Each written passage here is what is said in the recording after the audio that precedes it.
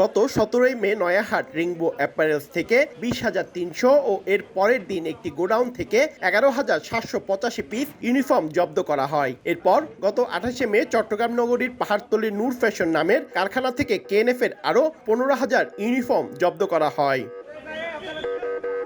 Police বলছে, বিভিন্ন কারখানা থেকে জব্দ হওয়া এইসব ইউনিফর্ম তৈরিতে কাপড় সরবরাহকারী প্রতিষ্ঠানের খোঁজ পাওয়া গেছে। সোমবার বিকেলে চাঁদগাঁওয়ের বাহির সিগন্যাল শিল্প এলাকায় ওয়েল কম্পোজিট নিট লিমিটেড নামের প্রতিষ্ঠানটিতে অভিযান চালায় পুলিশ। সন্ধ্যা পর্যন্ত চলে সে অভিযান। এক পর্যায়ে মালিক পক্ষের 4 জনকে জিজ্ঞাসাবাদের জন্য আটক করে পুলিশ। কাভার্ড ভ্যানে করে থানায় নেওয়া হয় কাপড়ের রোল।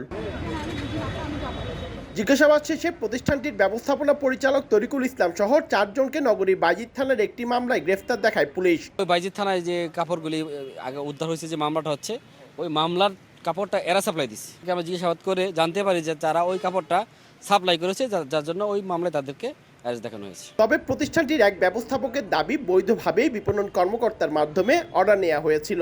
আমাদেরকে অর্ডার করা হয়েছে এবং লিগ্যাল ওয়েতে আমরা এই পোশাকগুলো দেওয়া হয়েছে।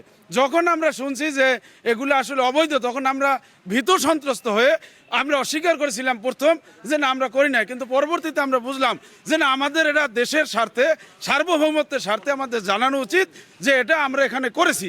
চট্টগ্রামে গত কয়েকদিনে কেএনএফ এর 47,000-এর বেশি ইউনিফর্ম জব্দ করেছে আইনশৃঙ্খলা বাহিনী। পার্থপ্রতিম বিশ্বাস, সময় সংবাদ, চট্টগ্রাম।